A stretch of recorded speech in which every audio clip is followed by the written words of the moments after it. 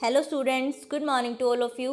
कल हमने insurance company के बारे में बात की थी, उससे रिलेटेड कुछ टर्मिनोलॉजीज को डिस्कस किया था। आज हम उसी डिस्कशन को कैरी फॉरवर्ड करेंगे। सबसे पहले हम बात करेंगे कि इंश्योरेंस कंपनी किस किस टाइप की होती हैं, कि कौन से रूल्स वो अपनी अकाउंटिंग में फॉलो करती है। उसके बाद हम कुछ बची हुई टर्मिनोलॉजीज को डिस्कस करेंगे related to insurance companies. Insurance की बात कल हम कर चुके थे कि इंश्योरेंस क्या होता है। इसमें दो पार्टीज़ होती हैं, एक इंश्योरर होता है, दूसरा आपका इंश्योर्ड होता है। जो इंश्योरर है वो क्या करता है, गारंटी लेता है कि कोई भी लॉस जो कि स्पेसिफाई है पॉलिसी में वो इंश्योर्ड पर्सन को होता है तो वो उसको इंडेमनीफाई करेगा, यानी उसका पूरा का पूरा हर्जाना उसको देगा। जो ये इंश्योरेंस होता है ये दो टाइप का होता है, एक लाइफ इंश्योरेंस और दूसरा जनरल इंश्योरेंस। जो आपका लाइफ इंश्योरेंस होता है वो सिर्फ लाइफ से रिलेटेड होता है, यानी सिर्फ जो जीने और मरने का इंश्योरेंस है वो आपका लाइफ इंश्योरेंस है। उसके अलावा जितने भी इंश्योरेंस होते हैं, चाहे वो फायर का इंश्योरेंस हो, थेफ्ट के रिगार्डिंग इंश्योरेंस हो, मोटर व्हीकल का इंश्योरेंस हो, मराइन इंश्योरेंस हो, हेल्थ इंश्योरेंस हो, सभी के सभी जनरल इंश्योरेंस के पार्ट होते हैं एक्सेप्ट लाइफ। यानी लाइफ इंश्योरेंस सिर्फ लाइफ की बात करता है। इवन हेल्थ इंश्योरेंस भी जनरल इंश्योरेंस का पार्ट होता है। यानी लाइफ इंश्योरेंस आपका सिर्फ जीने और मरने से जुड़ा हुआ है। इसमें क्या होता है कि जो आपका इंश्योरर है, यानी जो आपकी इंश्योरेंस कंपनी है, वो क्या करती है, एश्योरेंस देती है किसको,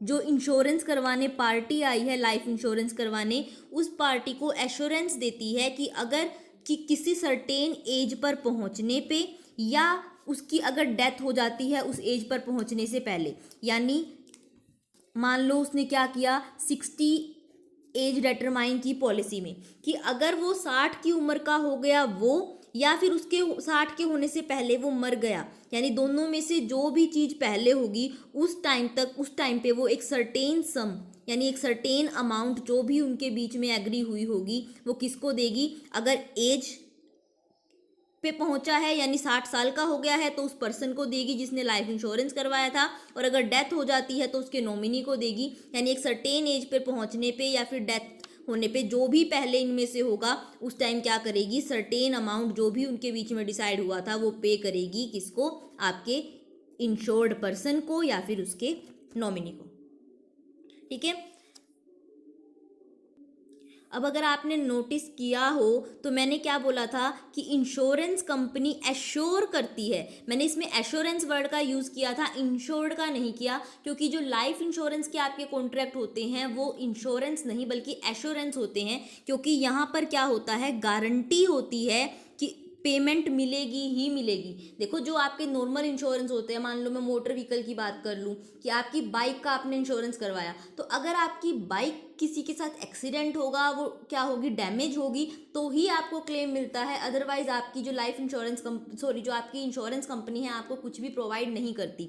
लेकिन जो लाइफ इंश्योरेंस है वहाँ पर या तो आप 60 के हो जाओगे या तो आपकी डेथ हो जाएगी, दोनों ही केस में आपको क्या मिलेगा, पैसा मिलता ही मिलता है। इसीलिए इसको एश्योरेंस का नाम दिया जाता है। और ये क्या होती है, एक टाइप की इन्वेस्टमेंट होती है। जो नॉर्मल इंश्योरेंस है वहाँ वो इन्वेस्टमेंट नहीं है, क्योंकि वहाँ पर हो सकता है आपको कुछ भी ना मिले, आपने जो प्रीमियम दिया है वो आपका वेस्ट जाए अगर कोई भी लॉस नहीं हुआ। तो यहाँ पर आपका क्या है, लेकिन लाइफ इंश्योरेंस में आपको पैसा मिलता ही मिलता है, इसलिए इसको क्या कहते हैं, इसको इन्वेस्टमेंट का नाम भी दिया जाता है कि ये क्या है, एश्योरेंस है कि जो इंश्योर्ड है उसको इंश्योरर पैसा देगा ही देगा। अब जो ये आपका लाइफ इंश्योरेंस की पॉलिसी होती है ये भी दो टाइप की होती है, एक होल लाइफ पॉलिसी और दूसरी endowment policy. Whole life policy का मतलब है कि जो मैंने भी आपको कंडीशन बताई थी कि 60 की एज हो जाएगी या डेथ हो जाएगी, दोनों में की केस में पैसा मिलेगा। लेकिन जो होल लाइफ पॉलिसी है वो क्या कहती है कि आपकी जो पॉलिसी होगी वो पूरी लाइफ के लिए होगी, यानी आपको जो पेमेंट दी जाएगी वो सिर्फ आपके मरने पर आपके नॉमिनी को दी जाएगी। यानी सिर्फ यहाँ पर जो पैसा दिया जाएगा जब उस पर्सन की डेथ होगी उस टाइम दिया जाएगा, क्योंकि ये पॉलिसी लाइफ टाइम के लिए होती है, यानी जब तक आप नहीं मरते तब तक की पॉलिसी है। और आपका पैसा आपके मरने के बाद आपके नॉमिनी को, जिसको आपने नॉमिनी पॉलिसी में लिखवाया है कि आप इसको आपके मरने के बाद पैसे किसे मिले, उसे ही आपकी इंश्योरेंस कंपनी देगी। जबकि इंडोमेंट जो पॉलिसी होती है उसमें दोनों कंडीशन होती है, यानी सर्टेन एज को अटेन करने में, या फिर अगर उस एज को अटेन करने से पहले डेथ हो जाती है, दोनों ही केस में आपको क्या मिलेगा, पैसा दिया जाता है। यानी होल लाइफ पॉलिसी पूरी लाइफ के लिए होती है, तो उसमें कोई ऐसी बीच की एज नहीं होती जिस टाइम आपको पैसा मिल जाए। जबकि इंडोमेंट पॉलिसी में एज, सर्टेन एज या फिर डेथ, दोनों में से जो पहले हो जाती है उसी टाइम आपको पैसा दे दिया जाता है। जो ये पॉलिसी मैंने आपको बताई कि लाइफ इंश्योरेंस पॉलिसी 2 टाइप की होती है, इन 2 टाइप की पॉलिसीज़ में भी कंडीशन, एक और चीज़ है जो कंडीशन की तरह इंक्लूड होती है। एक कि ये हो सकती है कि इनमें से लाइफ, चाहे वो होल लाइफ पॉलिसी हो चाहे इंडोमेंट पॉलिसी हो, मैं ये बात नहीं कर रही कि इनमें से किसका टाइप बता रही हूँ मैं, दोनों में ही ये कंडीशन हो सकती है कि वो क्या मिले, ये विद प्रॉफिट भी मिल सकती है, या जिसे हम नाम देते हैं पार्टिसिपेटिंग पॉलिसी, और विदाउट प्रॉफिट भी हो सकती है, यानी non participating policy.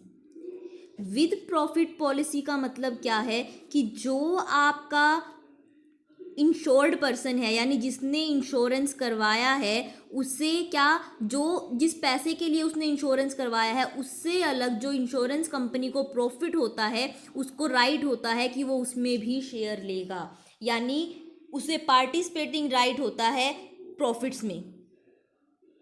Insurance company क्या करती है कि जो पैसा उसने एश्योर्ड किया था, यानी मैच्योरिटी पे देने की बात की थी कि जो जब उसकी पॉलिसी मैच्योर होगी, चाहे वो डेथ के टाइम पे हो चाहे वो एज के अटेन करने पे हो, वो उस टाइम उसे पैसा देगी। उसके साथ साथ वो अपने प्रॉफिट का भी एक शेयर उसको देती है, जिसे उसका नाम दिया जाता है कि बोनस दिया जा रहा है होल्डर को। किसको? विद पार्टिसिपेटिंग पॉलिसी वालों को। देखो मैंने यहाँ पर बोनस का टर्म यूज़ किया, या ये एक हमारी नेक्स्ट टर्मिनोलॉजी हो गई, कल हम डिस्कस कर चुके थे ऑलरेडी 11 टर्म्स को, ये हमारी 12th टर्म हो गई बोनस। बोनस क्या होगा? कोई भी पैसा जो कि विद प्रॉफिट या पार्टिसिपेटिंग पॉलिसी वालों को आपकी ऑर्गेनाइजेशन देती है अपने प्रॉफिट में से, वो है बोनस। जो बोनस होता है वो भी क्या है? कंपनी दे रही है, तो कंपनी के लिए आप क्या ट्रीट करोगे कि ये कंपनी के लिए एक टाइप का एक्सपेंस है। उसके बाद सेकंड है आपकी विदाउट प्रॉफिट या नॉन पार्टिसिपेटिंग पॉलिसी। ये जो पॉलिसी होल्डर है इन्हें सिर्फ जो मैच्योरिटी पे पॉलिसी की पैसा मिलेगा वही मिलेगा, इनको कोई भी राइट नहीं होता कि ये इंश्योरेंस कंपनी के प्रॉफिट में पार्टिसिपेट करें। ठीक है, ये थी आपकी life insurance policy. Life insurance policy के बारे में हमने डिस्कस किया कि वो सिर्फ लाइफ से रिलेटेड होती है। ये 2 टाइप की हो सकती है, होल लाइफ पॉलिसी भी हो सकती है और इंडोमेंट पॉलिसी भी हो सकती है। होल लाइफ पॉलिसी में पैसा सिर्फ डेथ होने पे मिलेगा, जबकि इंडोमेंट पॉलिसी में सर्टेन एज अटेन करने पर भी मिलता है और उससे पहले डेथ हो जाए तो भी, यानी दोनों केस में से जो भी पहले होगा उस टाइम पैसा दिया जाएगा। ये जो दोनों पॉलिसी हैं विद प्रॉफिट पॉलिसी भी हो सकती हैं और विदाउट प्रॉफिट भी हो सकती हैं। अगर ये विद प्रॉफिट पॉलिसी होंगी तो क्या होगा, इन्हें कंपनी के प्रॉफिट्स में भी शेयर दिया जाएगा, और अगर नॉन पार्टिसिपेटिंग होगी तो इन्हें प्रॉफिट में कोई भी शेयर नहीं दिया जाएगा। जो प्रॉफिट में शेयर दिया जाता है उसका नाम हम बोनस देते हैं। अब सेकंड है हमारा जनरल इंश्योरेंस। जैसे हमने अभी बोला था कि लाइफ इंश्योरेंस को छोड़ के जितने भी इंश्योरेंस आपके बच गए वो सारे जनरल इंश्योरेंस के ही अंडर आते हैं। देखो इसके अंदर कौन कौन से इंश्योरेंस आ जाते हैं। फायर इंश्योरेंस, मराइन इंश्योरेंस, इसके साथ साथ accident insurance, motor vehicle insurance, credit insurance, burglary insurance, workman compensation, professional liability, यानी कैश इन ट्रांजिट। जो भी बच गया, कोई भी टाइप का इंश्योरेंस हो, चाहे लता मंगेशकर ने अपने गले का करवाया हो या फिर रेमो डिसूजा ने अपने पैरों का, किसी ने किसी भी चीज़ का करवाया हो। देखो मैंने इन चीज़ों को क्यों मेंशन किया, क्योंकि ये क्या है, ह्यूमन से रिलेटेड है। बट लाइफ इंश्योरेंस में सिर्फ लाइफ की बात आएगी, ह्यूमन की और किसी चीज़ की बात नहीं आएगी। हेल्थ इंश्योरेंस भी आपके पार्ट होगा किसका, आपके जनरल इंश्योरेंस का ही। जो आपके लाइफ इंश्योरेंस है और जनरल इंश्योरेंस है, पहले दोनों ही बिजनेस क्या थे, नेशनलाइज थे, यानी सिर्फ गवर्नमेंट को राइट था इंश्योरेंस बिजनेस चलाने का। जब जो गवर्नमेंट इस बिजनेस को चलाती थी उस टाइम वो क्या करती थी, उन्हें कुछ चलाना नहीं आ रहा था, वो क्या कहती थी, सिर्फ पॉलिसी आके लोग ले लेते थे और जो पैसा लोगों का पॉलिसी के रूप में आता था वो उनके पास रिजर्व में पड़ा रहता था वेस्ट की तरह। उन्हें प्रॉफिट कैसे कमाएं इस चीज़ को, कंसेप्ट को वो नहीं सोच रही थी। फिर 2000 में क्या कर दिया गया, प्राइवेट सेक्टर के लिए ओपन कर दिया गया इंश्योरेंस। उसके बाद प्राइवेट सेक्टर के आने के बाद जो आपकी गवर्नमेंट है उसने भी रियलाइज़ किया कि यहाँ से प्रॉफिट अर्न हो सकता है। अब जो जितनी भी इंश्योरेंस कंपनी है वो क्या करती हैं, जो भी पैसा उनके पास आता है किसके थ्रू, प्रीमियम के थ्रू, उसे क्या करती हैं, आगे इन्वेस्ट करती हैं और प्रॉफिट कमाती हैं। यानी मेरे बताने का यहाँ पर बात सिर्फ इतनी थी मेन हमारे लिए कि जो 2000 के बाद है अब ये बिज़नेस जो है प्राइवेट सेक्टर और पब्लिक सेक्टर दोनों ही अलाउड हैं इस बिज़नेस को करने के लिए। देखो अब एक बार लाइफ इंश्योरेंस और जनरल इंश्योरेंस के बारे में डिफरेंस की भी बात भी कर लेते हैं। सबसे पहला है नेचर ऑफ कॉन्ट्रैक्ट। देखो लाइफ इंश्योरेंस क्या है, एक टाइप का एश्योरेंस है, क्योंकि इसमें आपको पैसे, मैंने आपको बताया, पैसा मिलेगा ही मिलेगा, चाहे डेथ पे मिले या सर्टेन एज पे। लेकिन जो जनरल इंश्योरेंस है वो सिर्फ इंडेमनिटी का कॉन्ट्रैक्ट है, क्योंकि यहाँ पर सिर्फ क्लेम तभी मिलेगा अगर आपको लॉस होगा।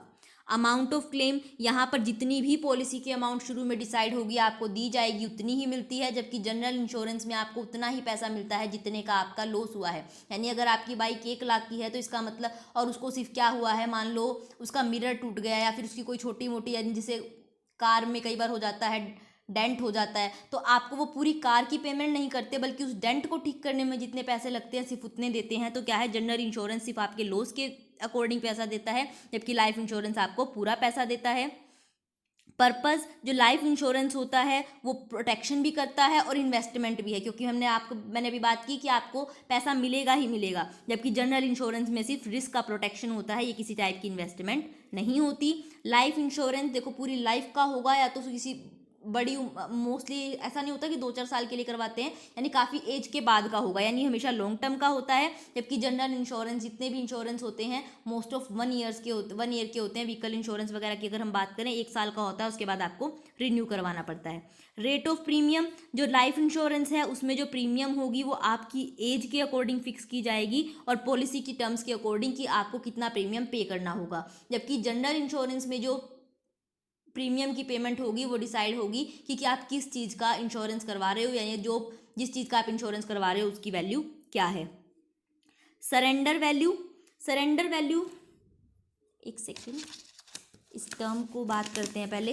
देखो सरेंडर वैल्यू का मतलब क्या होता है कि अगर आपको बाय चांस आपकी क्या है, आपने कोई इंश्योरेंस करवाया हुआ है और अब आप क्या करना चाह रहे हो, उस इंश्योरेंस से बैकआउट करना चाह रहे हो, आपको लग रहा है कि आप प्रीमियम नहीं दे पाओगे फ्यूचर में, या फिर किसी भी रीज़न से आप क्या कर रहे हो, पॉलिसी को बीच में छोड़ना चाह रहे हो, तो सरेंडर वैल्यू का मतलब होता है कि अगर आप अपनी पॉलिसी को बीच में छोड़ते हो तो आपको क्या मिलेगी, स्टिल आपको कुछ पैसा मिलेगा, क्योंकि आप इतने सालों तक आपने प्रीमियम दिया है। देखो सरेंडर वैल्यू 2 साल से पहले तो क्रिएट नहीं होती, यानी 2 साल तक तो आपको, अगर आपने 2 साल तक भी प्रीमियम नहीं दिया है तो कोई सरेंडर वैल्यू नहीं होती। बट अगर आप 2 साल या उससे ज़्यादा प्रीमियम दे चुके हो तो क्या होता है, आपको कुछ पैसा, जितना आपने प्रीमियम दिया है उसके अकॉर्डिंग आपको कुछ वैल्यू दे दी जाती है, यानी आपको कंप्लीटली छोड़ा नहीं जाता कि आपने पॉलिसी का कुछ पेमेंट किया है तो आपको कुछ तो हर्जाना दिया जाए।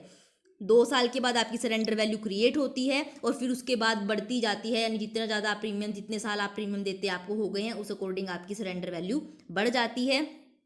ये आपकी नेक्स्ट टर्मिनोलॉजी हो गई कि जो सरेंडर वैल्यू जो पे करेगी इंश्योरेंस कंपनी वो क्या होगा, उसके लिए एक्सपेंस होगा। सरेंडर वैल्यू का मतलब है यानी जो पॉलिसी सरेंडर हो रही है उस टाइम वो पेमेंट कर रही है और वो इसे एज ए एक्सपेंस ट्रीट करती है। अब जो हमारे डिफरेंस की बात थी कि जो लाइफ इंश्योरेंस पॉलिसी होती है सिर्फ उसी में ये सरेंडर वैल्यू होती है, जनरल इंश्योरेंस में कभी भी कोई सरेंडर वैल्यू नहीं होती, क्योंकि जनरल इंश्योरेंस क्या है, 1 साल के लिए तो होता है, वो प्रोटेक्शन के लिए होता है। जो लाइफ इंश्योरेंस है वो इन्वेस्टमेंट भी है, इन्वेस्टमेंट पे कुछ ना कुछ रिटर्न देना आपकी लाइफ इंश्योरेंस कंपनी समझती है देनी चाहिए, तो वो क्या करती है, इस पर कुछ ना कुछ सरेंडर वैल्यू रखती है।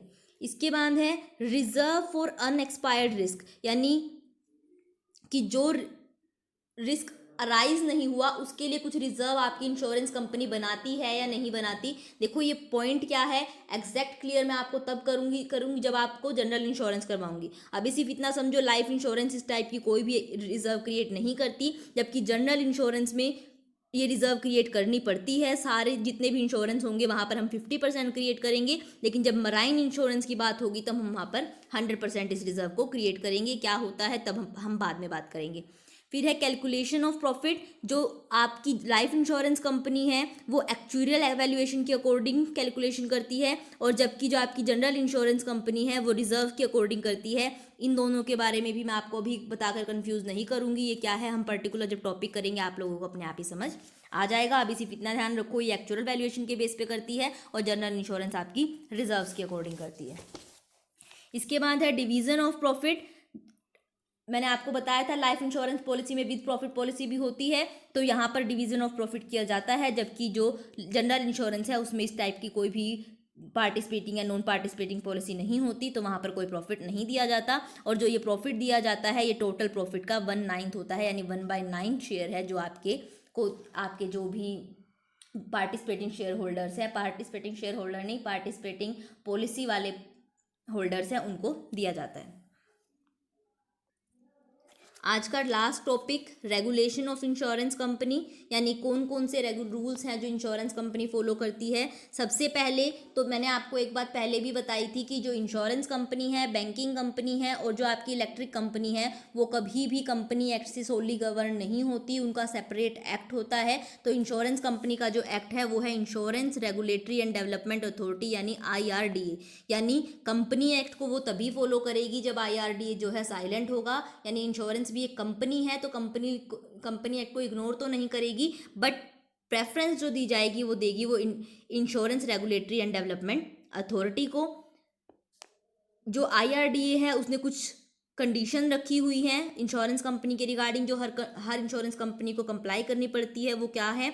एक तो कोई भी कंपनी जो कि लाइफ इंश्योरेंस या जनरल इंश्योरेंस के बिजनेस में लगी हुई है, उसकी कम से कम 100 करोड़ की paid up capital, equity paid up capital होनी चाहिए। और अगर वो सिर्फ री इंश्योरेंस का काम कर रही है, यानी वो नॉर्मल इंश्योरेंस नहीं करती, सिर्फ री इंश्योरेंस करने का काम करती है, जो मैं आपको बता चुकी हूँ कल री इंश्योरेंस क्या होते हैं, यानी इंश्योरेंस का इंश्योरेंस, तो उस केस में जो उसकी मिनिमम पेड अप कैपिटल है वो 200 करोड़ होनी चाहिए। इसके साथ साथ जो अकाउंट्स बनाएगी इंश्योरेंस कंपनी, हमेशा 31 मार्च को बनाएगी। उसे इंश्योरेंस कंपनी को क्या करना पड़ता है? 3 टाइप की स्टेटमेंट बनानी पड़ती है। एक रिवेन्यू अकाउंट हम बनाएंगे, प्रॉफिट एंड लॉस अकाउंट बनाएंगे और फिर हम बैलेंस शीट बनाएंगे। जो ये तीनों अकाउंट्स बनाए जाएंगे वो IRD के रेगुलेशन के अकॉर्डिंग बनाए जाएंगे।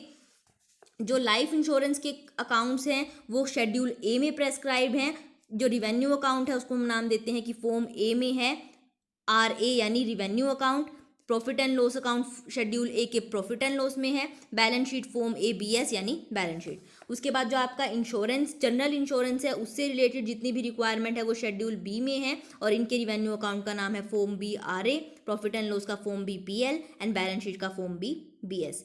दोनों ही केस में, चाहे हम बात करेंगे लाइफ इंश्योरेंस की, चाहे हम बात करेंगे जनरल इंश्योरेंस की, हम दोनों में ही 15 शेड्यूल्स बनाएंगे। जो आपके फर्स्ट 4 शेड्यूल होंगे वो रिवेन्यू अकाउंट से रिलेटेड होंगे और लास्ट के जो 11 शेड्यूल होंगे वो बैलेंस शीट से होंगे। प्रॉफिट एंड लॉस में हम कोई भी शेड्यूल नहीं बनाते, इसमें हम सिर्फ क्या करते हैं, जो अप्रोप्रिएशन का काम करते हैं, यानी जो एक्टिविटीज़ इंश्योरेंस के बिजनेस से डायरेक्टली रिलेटेड नहीं है उनका ट्रीटमेंट करते हैं। शेड्यूल्स आपके सिर्फ डायरेक्टली रिलेटेड बिजनेस यानी रिवेन्यू अकाउंट और बैलेंस शीट से रिलेटेड ही हम लोग बनाएंगे। जो फाइनेंशियल स्टेटमेंट कैसे बनेंगी वो हम कल बात करेंगे। अब आज हमने क्या क्या बात की कि इंश्योरेंस होता क्या, इंश्योरेंस कितने टाइप का होता है, हर टाइप की इंश्योरेंस पॉलिसी को डिस्कस किया। इसके साथ साथ हमने 2 टर्मिनोलॉजीज को डिस्कस किया कि बोनस क्या होगा और सरेंडर वैल्यू क्या होगी। विद प्रॉफिट वाली जो पॉलिसी होंगी उसमें कितना शेयर दिया जाएगा, 1/9 शेयर दिया जाएगा। और फिर उसके बाद हमने रेगुलेशन को डिस्कस किया कि कौन कौन से रेगुलेशन जो है इंश्योरेंस कंपनी को कंप्लाई करने पड़ते हैं। फाइनेंशियल स्टेटमेंट के बारे में हम कल डिस्कस करेंगे। Thank you.